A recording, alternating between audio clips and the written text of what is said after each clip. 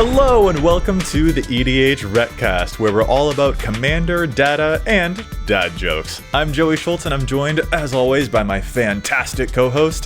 His evoke cost is equal to his convoke cost, which is also equal to his provoke cost. It's Matt Morgan. So, Joey, I'm really proud of one of my buddies. He got on the Dolly Parton diet, and it's really working for him. He's gone from a 9 to a 5. It's working 9 to 5? It is. Wow. I mean, it really made Joe lean, so it's good for him. I feel like you've used the Jolene one before, but you just can't help yourself. Like the Dolly Parton puns, who am I kidding? I want more of them. Like if you have more, honestly, gimme. Like that's excellent. But like using half of a joke is like being mad that I use the same barbecue sauce on a different meat. Like you can't be mad about that. It still works. Still Especially when it's a dad joke about Dolly Parton. Like, sir, I hope there are more. Queen status right there. Completely, yeah. And it's just going to be the two of us for this episode. Dana will not be here for this episode, but that is perfectly okay because, Matt, we've got a very interesting topic that we want to tackle. Yeah, so this is a topic that we talked about a couple years ago, way back in episode 102, but we figured, why not? It's been a couple years. Let's check this out again. So, Joey, what is that topic? We wanted to ask, does budget change strategy sometimes? Are there ways where different restrictions can have domino or ripple effects on a deck? And using the lens of budget to look through that and see if there are shifts in the data when certain expensive cards are or are not present in a deck. It should be a pretty interesting time to see whether there are those kinds of shifts and what those ripple effects might mean for our own deck building. Matt, I can't believe episode 102. Like that was like 3 years ago. It was a while ago. Sometimes I can't even believe that we've been podcasting for like 5 years. Like this is like what? Like this is an interesting one to finally get back around to. Yeah, well, with the amount of commanders that we get every single year, it's kind of worthwhile to revisit because, yeah, it was interesting seeing the data now, but deck building trends have changed, players have changed. So, do some of these things that we explored before still hold up today? And it's gonna be fun to figure out. Yeah, I really like that. Real quick, though, before we get into this topic, we've got some shout-outs that we want to do. First and foremost, Chase. We want to thank you so much for helping with the post-production on the show. You can find Chase on the onlines at Mana Curves, everybody. They're awesome. Go check them out. Thank you so much, Chase. And if you'd like to support the show, you can do so by liking and subscribing to this video on YouTube, subscribing on your local podcast app, or by going to patreon.com/EDHRECast. We have patron tiers of all sorts of levels. It's just a great way to get yourself a little bonus while also supporting the show. And one of those bonuses you can get for yourself is the weekly patron shoutout, which we are going to give this week to Rodrigo Pimenta. So, Rodrigo, I don't think we have to really guess what your favorite type of cheese is. Obviously, it's pimento cheese, as we say in the Midwest. Pimento, for those of you who don't actually know. But, Rodrigo, glad you're a cheese guy, Rodrigo. Oh, Rodrigo, I recognize that name. Actually, a huge corgi guy, fellow lover of all things corgi. So thank you so much, Rodrigo, for being a fantastic supporter of the show. I'm sorry that Matt's call out was really cheesy, but we hope that you appreciate the shout out. It was delicious nonetheless. Oh man, is this what happens when Dana's not here to keep us on task? Like, is this what? I mean, he's not here to say no, so. Yeah, jokes on him, really. Yeah. All right, we will try to keep our focus for this topic. So let's get into it. Asking, are there ways in which budget changes a strategy?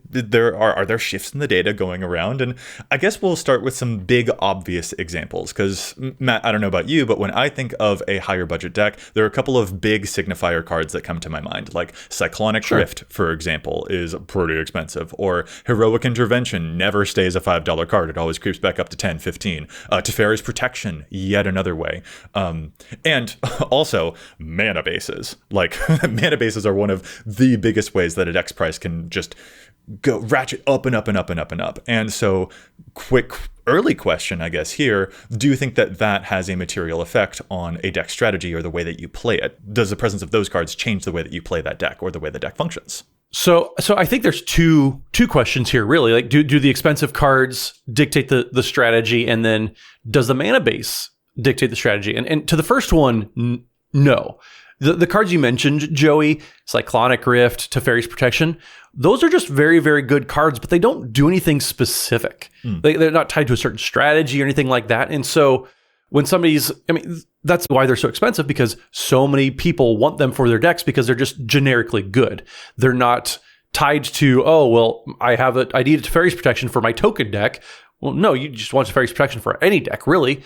And that's what makes them such expensive cards, because so many people are trying to get their hands on them. Yeah, and especially with that, like you mentioned a token deck right there, there are perfectly good budget ways to protect your board if that's the thing that you're using that card slot for. Yeah. Unbreakable Formation is a thing that comes to my mind, where it gives your stuff indestructible, or Rootborn Defenses, actually has the Populate synergy in a tokens deck. So those could be alternatives that you use instead. Are they as grandiose and amazing as Teferi's Protection? No, they won't protect you from every single situation, but they're gonna do the job. And in some cases, they'll have other synergies that could even, the addendum ability on Unbreakable Formation could help you out a little bit more in certain situations, or Rootborn Defenses could help you out, giving you another creature on the field. So it's not like having access to those expensive cards completely upends the deck. Yeah, absolutely. Those cards, yes, they're expensive because everybody wants them. So they just go hand in hand. You can still have a $30 deck, but then you put Cyclonic Rift in there and it's not a $30 deck anymore because you just doubled the budget right there.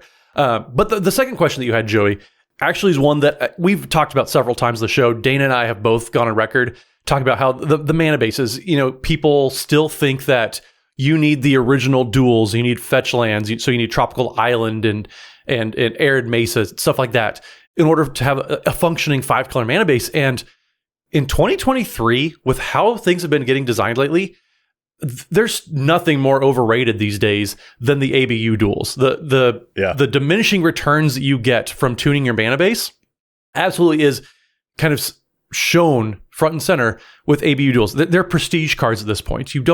We have commons and uncommons now that have basic land types that you can fetch out, and you're losing percentage points of percentage points. Unless you're playing tournament level commander, which I know some people do that, not for me.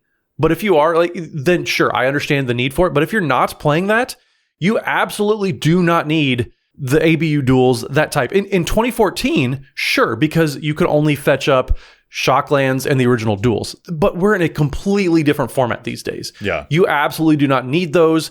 So a budget 5-color mana base is totally doable, and you're skipping half a beat. You're not missing all that much. You're not setting yourself back by playing a budget 5-color mana base, because the budget has gotten so much better these days, whether it's been reprints or it's been new cards that have been introduced. So honestly, it's probably something we need to drop in 2023 as players of Commander, that you have to spend money to have a good 5-color mana base. That's just not the case anymore.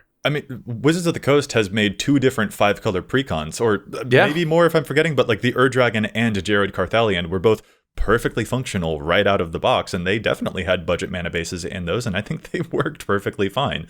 And really, I think that there is certainly a case where, if a deck has a budget mana base, that could affect its tempo a little bit more, because slightly more of those lands will enter the battlefield tapped. But I don't feel that is such a striking thing that, you absolutely have to get the very expensive stuff. You just really don't have to get the expensive stuff. And the material effect that it has on the strategy overall is, Matt, as you said, very, very minimal. It's not like the deck cannot function in any way. In fact, it really can function, and you don't have to break the bank just getting these expensive lands. And that saving on the land base is one of the best ways that you can, not break the bank on any deck. So I think that those are 2 questions it's nice to get out of the way.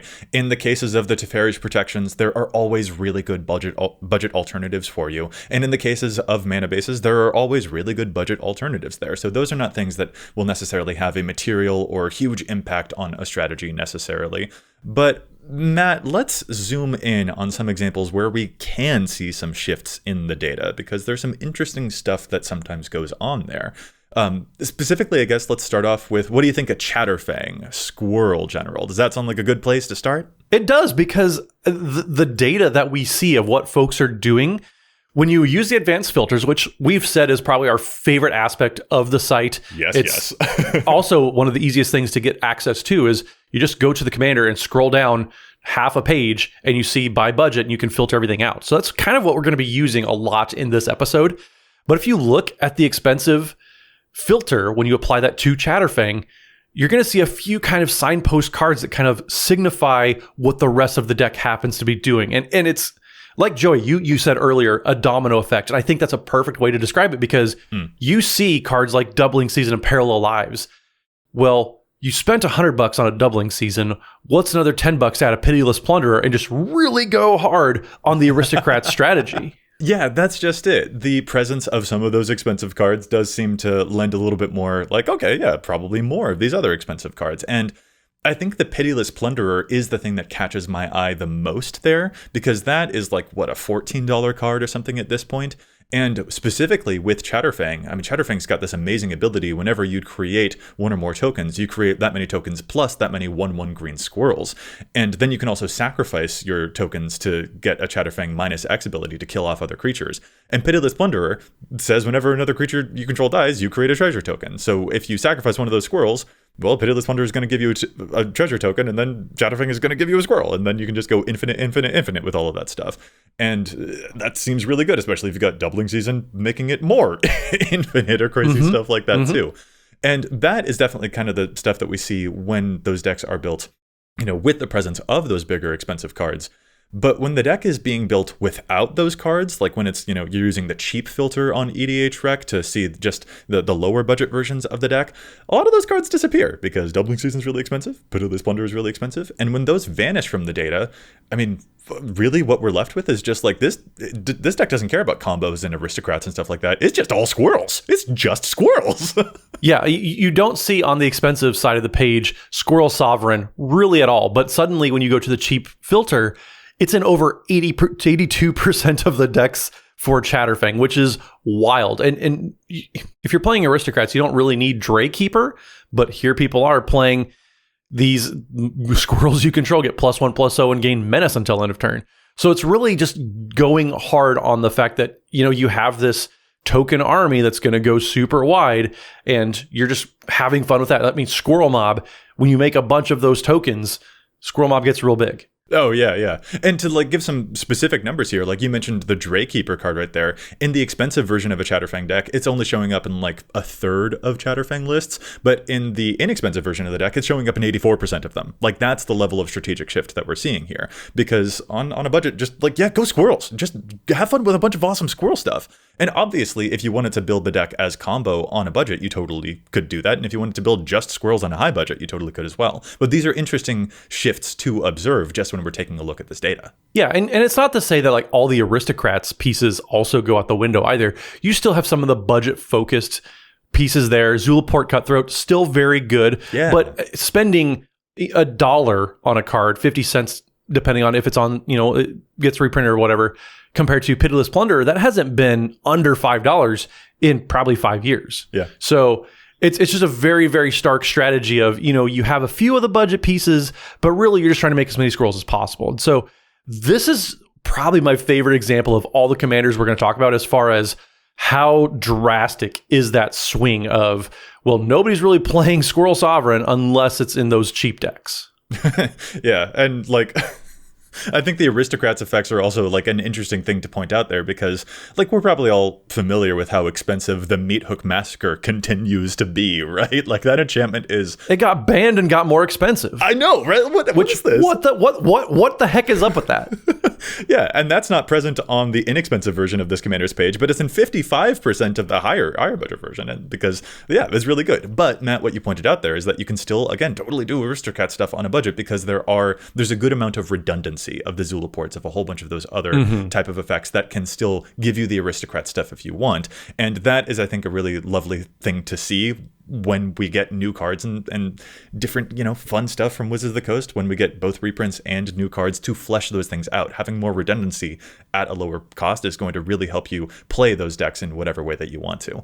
But that's just one example, and we probably, as much as we want to talk about squirrels all day, we probably should move on to another example too. Yeah, well, another one that, this one's maybe a little more specific, but I think it's a really, really cool example of it's still doing something specific, but then the way that it's doing it changes drastically. And that's going to be in Miirym decks. So if you want to look at dragons upon dragons upon dragons, sure, you can do that in pretty much any colors that have red in there. Dragons have been around for as long as Magic has been around. But the way they get to execute it, so if you look at the cheap decks, you're going to see cards like Scourge of Valkus. You're going to see some more budget-minded. We've gotten so many different dang dragons, it's impossible for them to all be expensive. But when you look at the expensive filters on there, that's when things get interesting, because it's not so much making just every dragon just going in the deck, but the strategy changes to, oh, well, I have one very expensive dragon, and I want as many copies of that as possible. Yeah, I think especially one of the linchpin cards that takes my eye here is Terror of the Peaks, which is like, what, a $40 card at this point? And that's the 5-mana dragon that says, whenever another creature enters the battlefield under your control, Terror of the Peaks deals damage equal to that creature's power to any target. And Miirym making copies of this is just berserk, just a lot. Like, that is absolutely wild.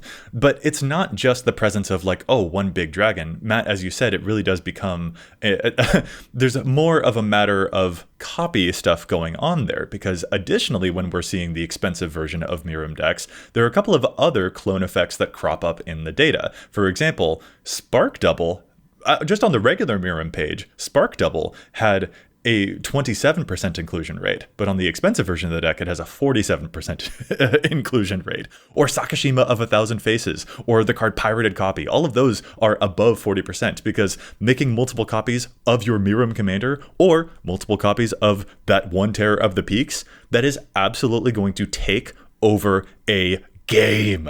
And that seems to be the whole strategy of the expensive Miirym decks, is which wildly overpowered dragon can I make as many copies of and ride that to victory? So it's not even Terror of the Peaks only, but when you look at it, they key in on a few other big, powerful dragons. Ancient Copper Dragon is another one it's a freaking $70 card these days.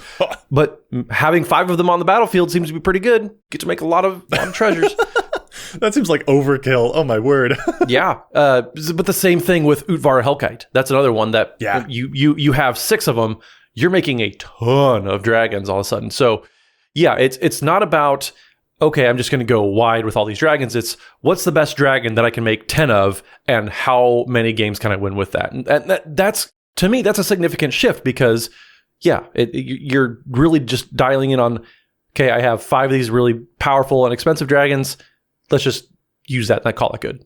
Yeah, and I think that's a great example too, because like, if I have just acquired, say, a Terror of the Peaks, or an Ancient Copper Dragon, or an Old Gnawbone, or one of these like really cool things, I'm really excited to see it in the games that I play. And I think that also might also like kind of encourage me a little bit as a player sometimes to bring some more tutors into a deck when I have those big pricey cards. Like, I don't run as many tutors personally these days, but I've absolutely been in the situations where I got the big shiny thing and I can't wait to see it. And so therefore I will hone more of my deck around trying to get that big shiny really cool card into games more often. And that could involve more things like the tutors as an example. And that makes the deck a little bit more focused around just that one creature, as opposed to me enjoying all of the creatures in my deck. And that might even change the density of creatures that I have in my deck, the more that I care about just 1 or 2 of them that are big and shiny that I can't wait to see. Matt, does that resonate with you at all? It does. And I think that kind of opens a gateway. I'm going to steal another transition later, but I'm going to steal a transition now into how you mentioned tutors and how that kind of can very quickly make a deck more expensive. But I think that's also probably why you see combo decks typically are going to be so expensive, because you're really building a deck around a certain few specific cards. And so you're going to do everything that you can to find those. And the most efficient way to do that is with your tutor package, whether it's Demonic Tutor and all of those that get very, very expensive, because even if the combo itself is $2 for 3 cards, trying to find that combo, but every other deck wants to find their combo too. So those best tutors that you might be trying to fit into your deck, even if you're playing 3 or 4 of them, that can be a couple $100 really quick. Yeah, very much. And again, to inject a little bit of data to support this idea that we're talking about, in the expensive version of Miirym decks, Worldly Tutor shows up in 39% of those lists, and it definitely is not anywhere near that percentage in the cheaper versions of those lists. But I totally would understand why. You want to see your really cool dragons because they cost a lot of money, and you can't wait to make a lot of copies of them because they're really good when you make a whole lot of copies of them. But yeah, the interesting points there about combo definitely make a whole lot of sense too, because those things can be really, really efficient. And if you are organizing the entire deck around getting that thing online, you want it to happen efficiently for sure. And yeah, I think that the lens that you're bringing there about the combo things is also very, very true. Well, I mean, another lens is how we can challenge stats right now. I told you I was going to steal it. Yes. I didn't want to lie to our audience, viewers at home. I'm here for you. So if I say I'm going to do something, I want you to believe me that I'm going to do it. So here we're going to challenge stats. Dana's not here to do it. I have to step up. So Joey, would you like to challenge some stats? Sure. Yes, I've gotten to segue into challenge stats one time this calendar year. All right, yeah. No, we've got more data and personal examples that we want to jump into, but we've got to challenge some of the data that we're seeing on EDHREC. So we'll take a quick break and come right back. This show is sponsored by BetterHelp. I have a full-time job and a family, plus friends I want to spend time with and hobbies I enjoy. And I also work as a content creator around all of that. Finding a way to balance all of those things is beyond tricky. It's so easy to get caught up with what everyone else needs from you that you can never take time to think about what you need for yourself. Therapy can give you the tools to find more balance in your life so you can keep supporting others without leaving yourself behind. Therapy's been helpful for me to learn to set boundaries and prioritize the most important things in my life, and I've learned to take care of myself and my own mental well-being, and that's made it easier to be there and be present for all the things in life I want to experience. So if you're thinking of starting therapy, give BetterHelp a try. It's entirely online and it's designed to be convenient and flexible around your schedule, which is important in this world where time is one of our most precious resources. Just fill out a brief questionnaire to get matched with a licensed therapist. You can also switch therapists at any time for no additional charge. Find more balance with BetterHelp. Visit betterhelp.com/EDH today to get 10% off your first month. That's BetterHelp, HELP.com/EDH. Alrighty, well, I'm going to jump in to challenge the stats here. My challenge this week is for the 5-color commander, Joda the Unifier. And this card is just bonkers good. I can't believe all the stuff that this does. It gives your legendary creatures, including itself, +X, where X is the number of legendary creatures you control. And most importantly, whenever you cast a legendary spell from your hand, you exile cards from the top of your library until you exile a legendary non-land card that has lesser mana value, and you may cast that card without paying its mana cost, and the rest of those cards go on the bottom of your library in a random order.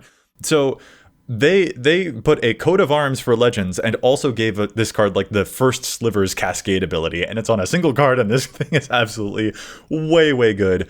There is a card that's showing up in its data about 30% of the time, though, that I think could stand to be in way less of these decks, and that's going to be Kamahl's Druidic Vow. Kamahl's Druidic Vow is X green for a legendary sorcery, and you can only cast legendary sorceries if you control a legendary creature or planeswalker, which should be no problem in this deck. But it says, look at the top X cards of your library. You may put any number of land and or legendary permanent cards with converted mana cost X or less from among them onto the battlefield. The rest of those cards go to your graveyard.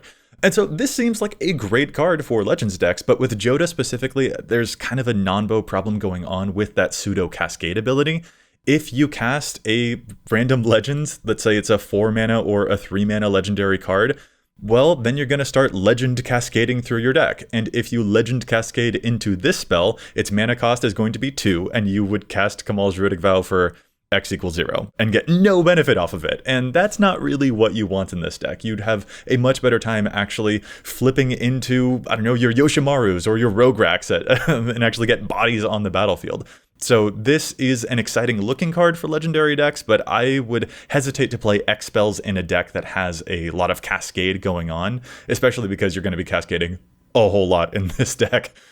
So yeah, I would just avoid that particular legendary card in this particular Legend Cascade type of deck. So that is my challenge. And Matt, what about you? Well, my challenge this week actually comes from a listener. So Rainier Donga sent us an email, which you can do at edhrecast@gmail.com. And they had honestly, it's kind of cool that I hadn't thought about it, and it's not really on the stats too, but that's why we do this segment. So Rainier says, hey, EDHRECast, I have a challenge, the stats for Ivy Gleeful Spell Thief. So for those of you who don't know, Ivy Gleeful Spell Thief is the Simic colored commander that the key ability here is whenever a player casts a spell that targets only a single creature other than Ivy Gleeful Spell Thief, you may copy that spell and the copy targets Ivy. So, Rainier goes on to say that Fool's Demise and its brother False Demise are cards that have some important text that says, when the enchanted creature dies, return that card to the battlefield under your control. So Fool's Demise does that for 4 and a blue. It's an enchantment aura. When an enchanted creature dies, return that card to the battlefield under your control. And then when Fool's Demise is put into a graveyard from the battlefield, return Fool's Demise to its owner's hand. So Rainier points out that this allows you to steal creatures from an opponent, but also lets you save your own creatures as well. As a bonus, you get a copy of it on your Ivy. So when you target a creature that an opponent controls, you also get a copy that targets Ivy.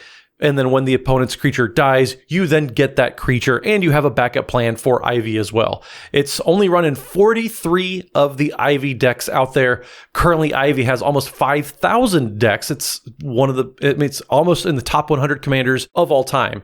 So this is a very, very popular commander that has a massive opportunity for some crazy synergy there. So Fool's Demise is a wonderful pick. It's only played in 1,600 decks total currently. So this is Dana levels of low play here. So yes, thank you so much, Rainier, A, for the email, but also B, for the fantastic challenge. This is a really good pick. This is a good way to steal your opponent's stuff, but also get double duty and save Ivy. This is great. This is the type of challenge we love to see. I'm way into that. First of all, it's just such a cool card in general, but what a neat synergy to not only steal stuff, but also still back up your commander, give it a little bit of protection while also putting some fear into your opponents. If someone wipes the board, your commander's unaffected and you get someone else's. What a great pick. Excellent. Super excellent. And you know what, Matt? I think the mention of Ivy here might actually segue us back into our topic, because Ivy is another commander. I know, segues, right? I can do them when you let me. Did the challenge have foretell without actually having it on the card? Never mind. I think that I have won this segue. I am reclaiming my title one of these days. There's no title. I want the title. I already of Segway have Master it back. I'm gonna make a belt like WWE style for Master of Segways, and we can fight over it. Anyway, Ivy, let's talk about her. Because she's another one that has just an extremely interesting shift in the data when we are using those lenses of a higher budget filter or a lower budget filter. Ivy's page is full of some really, really fantastic stuff, but there's some different directions that sometimes people go with her. So I think a lot of folks are probably familiar with like how you can mutate onto your creatures, and then Ivy will also get copies of the mutates onto herself as well. So Sawtusk Demolisher, Pouncing Shore Shark, a bunch of those. And it turns out when you're using the budget filter on Ivy's page, we see a lot of mutate. Like overwhelmingly, her data is all her top cards become Gem Razor, like Sea Dasher Octopus, all of that kind of stuff. But when we use the higher budget filter, Matt, what happens? So the strategy changes quite a bit, actually. And it's not so much that you get these massive $60, $70 cards, but the average price of cards goes up to $7 or $8. You get a density of all these just solid players that are just powering out this Enchantress style strategy that you might see. So cards like Bear Umbra, you have some of these cards that they're not breaking the bank, but also when you spend, you need 60 of these cards, and when they're all $5 or $6, that gets really expensive really quick. Vesuvan Duplimancy is another enchantment that matters a lot, and again, like $5. Ancestral Mask is even $5, and that's a great card to make multiple copies of. It gives +2/+2 for each other enchantment on the battlefield. The Setessan Champion is also, again, like, $6 or so, something like that. And each of these cards is showing up in like a minimum of 50% of the higher budget Ivy decks. And I mean, that's just quite a big shift, because when we were looking at the lower budget version of Ivy decks, a card like Ancestral Mask was only in like barely 15% of those types of decks. So we're seeing like a very big difference between Mutate and Enchantress. So yeah, like you said, I think that it's a big buildup of all those $5 cards. Yeah, and like I said, that adds up super, super quick. So another commander, though, that I'm very intrigued by the shift that this one makes, because typically I would think of, oh, well, every card does this one thing, which is make treasures, but then the top 1% of them, those get expensive very, very quickly. So in Zyatore the Incinerator decks, if the shift is so wild to me that, so in the lower budget, typically you're going to see just a bunch of, play big creature, fling it at somebody's face, win game. That's the strategy. And I'm on board with that. I am all here for that. Big same. But when you look at the expensive filter, all of a sudden the deck becomes all about treasures and how can we maximize that. So you're going to get, again, it's not wildly expensive, but Goldspan Dragon, that's a $10, $15 card most days. Mm-hmm. That shows up all of a sudden in over 66% of decks. You have Dockside Extortionist, you have Old Gnawbone, a bunch of heavy hitters when it comes to making a bunch of treasures that all of a sudden you start to see show up in over half the decks. Yeah, and even Revel in Riches jumps up quite a bit in popularity, up to 43%, because when you have access to a Dockside Extortionist and you're playing a commander that can make some treasure tokens, the fact that you can fling creatures at your opponent's face is certainly still relevant. It's not like that's an irrelevant fact for this card, but having more of those Copper Dragons, Old Gnawbones means that you can unlock other of those synergies that allow the treasure aspect of this strategy to shine in a way that like the cheap version of the deck just didn't care. It really was not paying attention to that nearly at all. Its biggest cards, its heaviest hitters, its most important high synergy cards were more stuff like Mr. Orfeo the Boulder to double your creature's power until end of turn, or Phyto Titan to fling 7 damage at someone's face and get it right back immediately, or Damogoth Titan, which is just an 11 power creature. Like, what the cheaper version of the deck did was probably more up your and my alley, Matt, where we're just like, yeah, damage. Yeah. And that's just a very different beast, you know? That's really funny to see that difference. Yeah, and it's such a stark difference too, because like I said, you could dang near anybody can play a big beefy creature and then throw it at somebody's face. But all of the support cards around treasures, I remember when we first saw treasures and it was like, okay, like that's kind of okay. But then all of a sudden we have $70 ancient copper dragons, which we talked about earlier. They just make a big old pile of treasures for you and you can just go to town that way. So it's kind of wild to me, but also, the math checks out here. The math is mathing, as they say. All right, well, I want to jump to one other example here that I also think is pretty darn interesting, the subtle shifts that we see in the data here, and it's definitely one of the more complex types of commanders to play. It's Obeka Brute Chronologist, a Grixis Ogre Wizard, a 3/4 that can tap to allow the player whose turn it is to end the turn right then and there. So usually you're going to use this on yourself, and this is a really cool commander to get around certain downsides of very interesting cards. Like, as a random example here, the card Ideas Unbound is a 2-mana blue sorcery where you draw 3 cards and then you would discard 3 cards at the end of turn. And in response to that end of turn trigger, that discard 3 cards ability goes on the stack at the beginning of the end step, and instead Obeka can just tap and be like, nah, I'm going to evade that. And there are some really awesome tricks that this commander is able to pull off, but the tricks are slightly different depending on whether there are certain expensive cards present in the list. And I'm about to name a card that Matt's going to get really excited about. So expensive versions of Obeka play Sneak Attack, which is a card that I know Matt likes a whole lot. Give me some of that. Give me more. Yeah. But I mean, that's a card with a really tremendous downside, right? Like Sneak Attack, you can pay 1 mana to cheat a creature from your hand directly into play, but at the beginning of the next end step, you'll have to sacrifice that creature. Only Obeka's like, no, I don't really need to sacrifice that creature. I can just end the turn and exile that sacrifice trigger if I really want to. So when the decks are a bit more expensive and they contain certain signature cards like Sneak Attack, well, we start to see some really big expensive creatures crop up alongside them, like Ancient Silver Dragon or Massacre Worm, for example, because those are really exciting to sneak in with a Sneak Attack. Yeah, so the strategy of Obeka it doesn't really change a whole lot because Obeka itself lends to a very specific strategy with, okay, well, I want to end the turn when I want it to end. So you're playing around with that. And in the higher budget, you still have the expensive beaters. You have Ancient Copper Dragon, Massacre Worm, the expensive and fancy toys to play with and cheat around with. But when you go into the low budget, it doesn't change so much with what you're doing because, like I said, there's a strategy there. But how you're doing it, you're playing around with stuff with Myriad, for example. You have cards like Elturel Survivors that show up in over half the budget decks there. You have cards like A Realm of the Dead Tide that gives everything Encore in your graveyard. So you're doing something different. You're still cheating things into play, but how you're doing it, and it's fun to see how an entire mechanic kind of shifts away from, okay, well, you don't really need Massacre Worm. You can play a 50-cent card and really just get the same effect there. Yeah. And those sneak attack or Ilharg effects in the budget version drop to 15% inclusions instead. And the Myriad cards get to shine. And I think that's so interesting because Myriad really does add a further wrinkle in time. Because Obeka's a chronologist time. It was a decent joke, Matt. Let me have it. But it adds just keep going.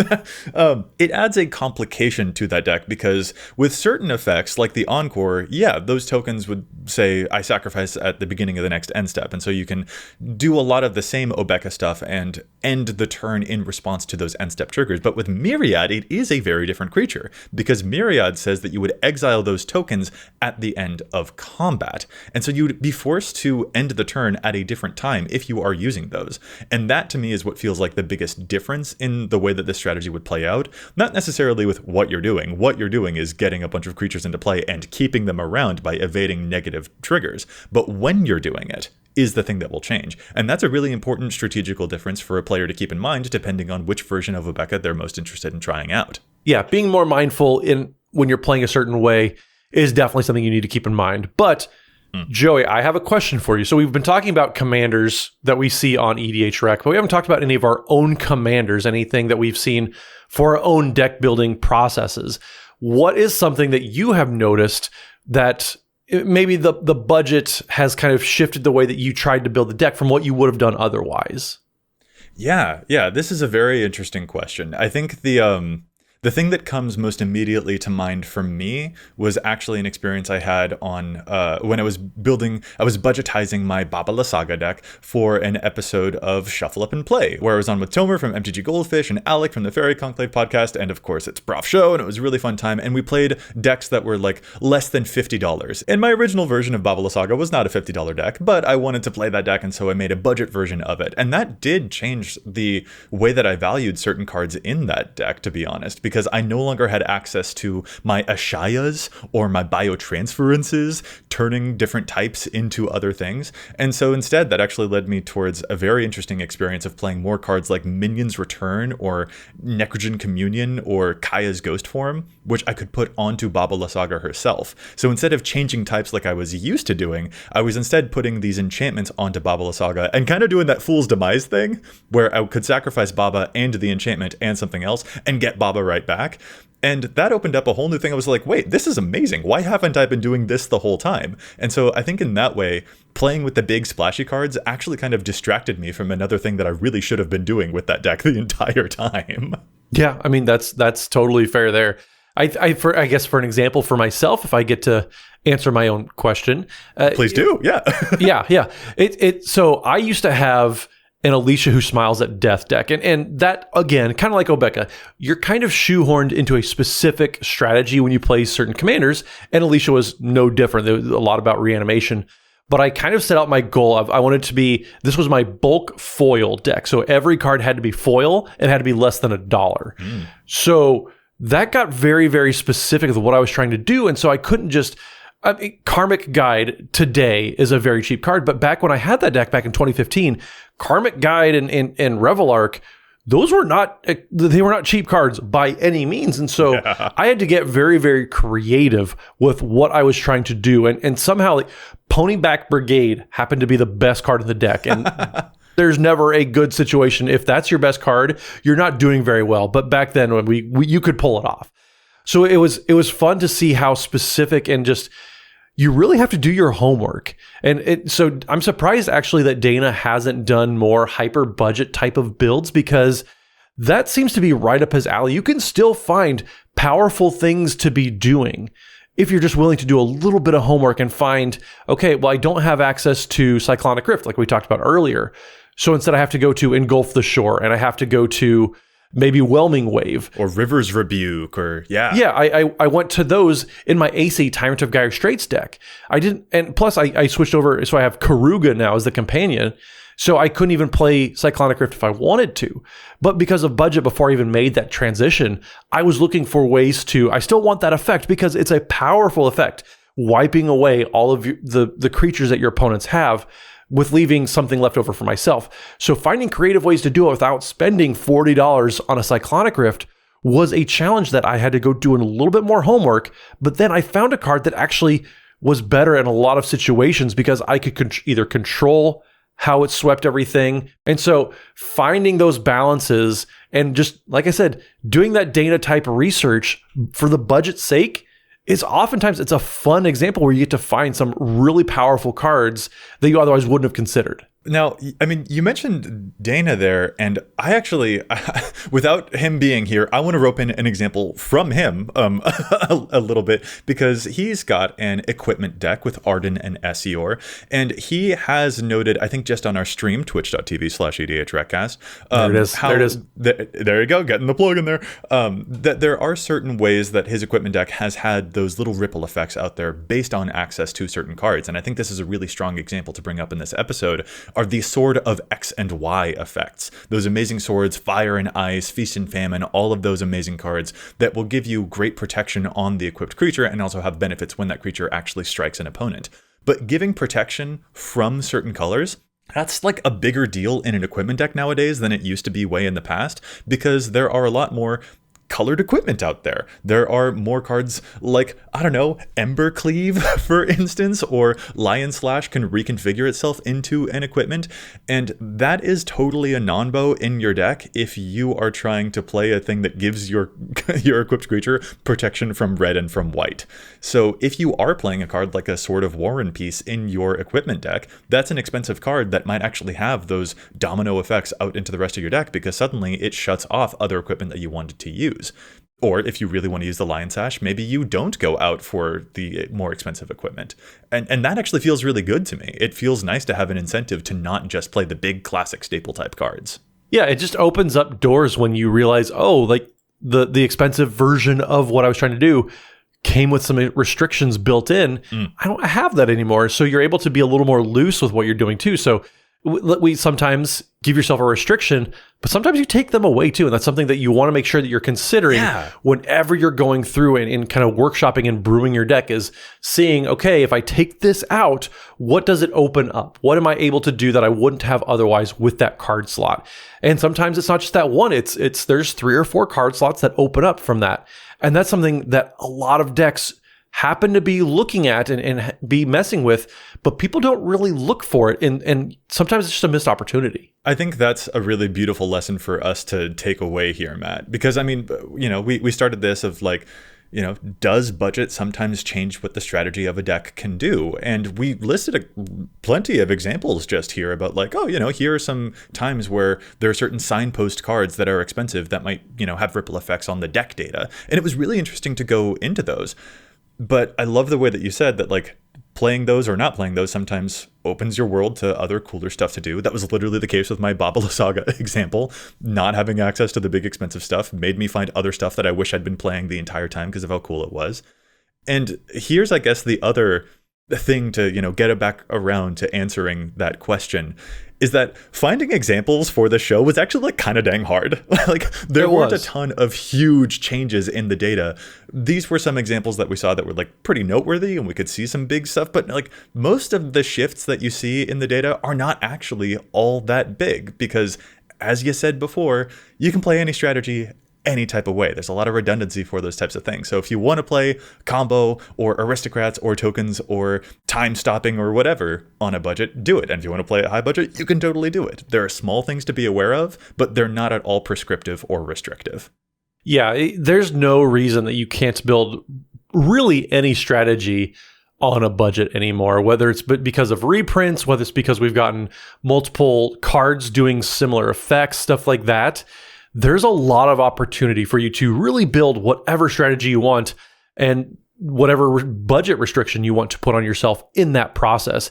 It used to be, oh, you can't play elves because you need XYZ cards and that's how it's going to get powerful.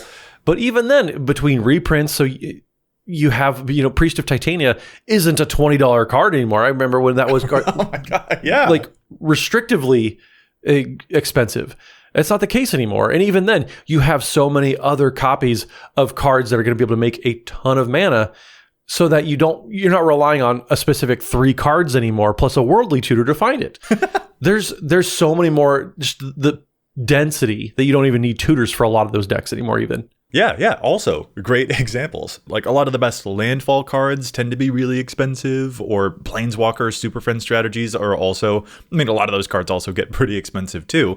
But that doesn't mean they're impossible. That in no way means that they're impossible. And those strategies are powerful enough that you can still do really cool things no matter what way you're playing them. So, Matt, to, I guess, finally get around to us trying to answer this question, do you think that budget substantially changes your strategies?